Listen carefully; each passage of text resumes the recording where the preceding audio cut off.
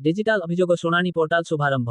Balangir जिल्लार लोईसिन्हा aggression भवन ठारे लोईसिन्हा निर्वाचन मंडलीर जनसाधारणଙ୍କ ପାଇଁ डिजिटाल अभियोग शुणाणी पोर्टाल शुभारंभ होई जाइछि।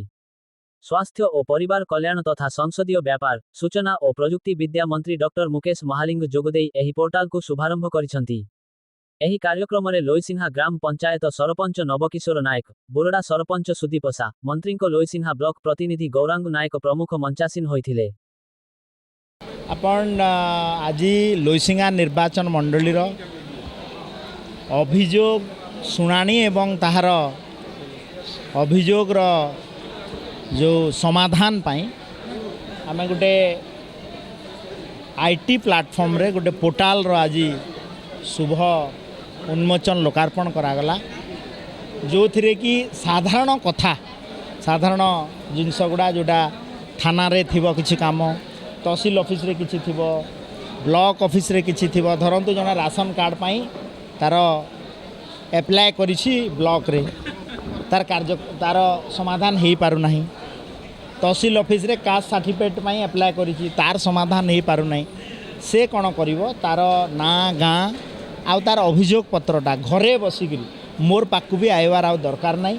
से घरे बसिकरी पोर्टाल रे मोबाइल रे क्लिक करिकरी सेथिरे देई देबो आप माध्यम देले से अभियोगटा मो पाख अभियोग ग्रहण कलु बोली से अभियोग जे करिथिबो तांको पाखु गोटे मेसेज जीव तुरंत एवं मो पाखु तुरंत मेसेज आसीबो जे पिपिली गाँव हरि साहू वार्ड नंबर एतिकी गोटे अभियोग करिसंती जे तांकर राशन कार्ड रे ना इनक्लूड करिवार अछि।